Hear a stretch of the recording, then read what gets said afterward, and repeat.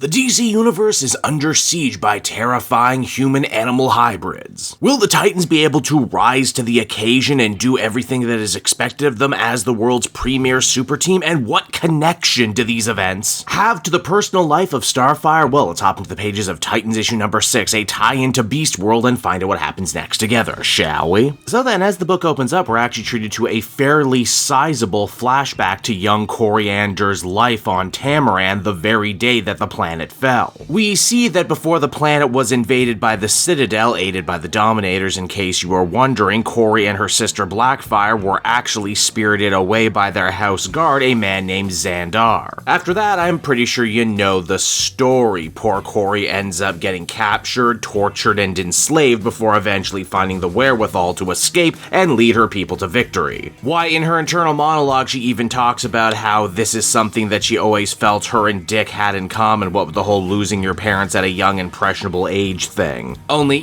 she didn't have a billionaire bat father to take her in, she just kind of had to figure it out all on her own, and figure it out she did. In fact, despite having such a dark, traumatic origin story, Starfire has always been surprisingly positive and upbeat, a fact of which I feel like a lot of modern Titan stories just do not focus on all that much. It's for all those reasons and more Starfire vows to protect planet Earth from being overrun by these vicious animal men, much in the same way her own home planet was overrun by alien invaders. Now, picking up from where the third issue of Beast World left off, we see that Dick and Batgirl are still hard at work at Titan's Tower trying to get to the bottom of what exactly is causing this beast plague and how they could hopefully fix it. It's only with the help of Dr. Clancy and Bobo the detective chimp are they able to actually make one hell of a breakthrough using Batwolf Man as a test subject. It seems that despite the transformation, his genes are A-OK, meaning that so long as they're able to get the spores out of the bodies of the infected, they should be able to go back to normal right away. Now that's great news, but unfortunately at that very moment, some of the Titans' old business starts knocking at their door again. Tempest, their former friend and teammate, uses his credentials to actually invade Titan's Tower with an army of rampaging beastmen. You'll remember that Tempest is the unwitting thrall of Brother Eternity, aka the man who inadvertently kicked off all of this Beast World craziness in his attempt to try and resurrect his evil god, the Necrostar. Now he's all pissed off at the Titans after slinking away, and he figures now is as good a time as any to deliver his revenge upon the tower and anyone inside. It's at that moment Dick decides to put out a distress call to all of the other Titans in the field, who drop what they're doing to fall back and defend their base. Though unfortunately the situation with the Beast people is quickly deteriorating and they're spread out all over the world, meaning they're going to be staggered in their return to protect the tower. Brother Eternity dispatches Tempest to go kill Nightwing and Batgirl. We're treated to a very cool scene wherein they battle in a hallway that quickly gets filled with water. We also learned that Eternity isn't here just for simple revenge, he's also after something. He wants one of the Titans brought alive, but it's left open-ended which exactly one he's talking about. Now it's right here at the end of the story do things start to get really interesting. Starfire is the next back to the tower, and she's obviously super pissed at Brother Eternity. She was the one who clocked in the main Beast World event that he was speaking ancient Tamaranian. And while we as the reader already knew that Brother Eternity was actually a secret Tamaranian in disguise using makeup to appear human, it's here they end up dropping a major bombshell, and that is not only is Brother Eternity a rogue Tamaranian, he's actually revealed to be Xandar, alive and well. And if that wasn't bad enough, just to really rub some salt into the wounds, Xandar claims that he's actually the one who sold Starfire into slavery all of those years ago. And so there you have it, everyone. Titans issue number 6, a tie-in story so good you almost forget that it's a tie-in story. Tom Taylor does an excellent job dovetailing with everything we've seen in the main Beast World story, but also build on everything that came before here in the main Titans book. If the first 5 issues were all about Beast Boy and giving him a little spotlight, it looks like this next set of stories is going to be all about Starfire and her very personal connection to the brand new bad guy. I like it a lot, but more importantly, I like the feeling of responsibility that all of the Titans are feeling right now. This is their first at bat, having to protect the Earth in a big event story as the big premier super team. They really don't want to mess it up, especially as they have so much skin in the game right now. Garfield was the one who turned into a giant conqueror and is part of the reason people are turning into animals. And now we know for a fact the villain who kicked off all of these events to begin with is actually an old family friend of Starfire, so geez, the Titans just cannot win right now to save their lives. Overall, I enjoyed this one and I can't wait to see where things go next, both both as a standalone story here in the Titans book and as part of the bigger narrative that is Beast World. Overall, I would give this one a very positive 8 out of 10. Hey there everyone, it's your old pal Cape Joel again, thanking you so much for watching to the end of the video. I hope you enjoyed it, and if you did,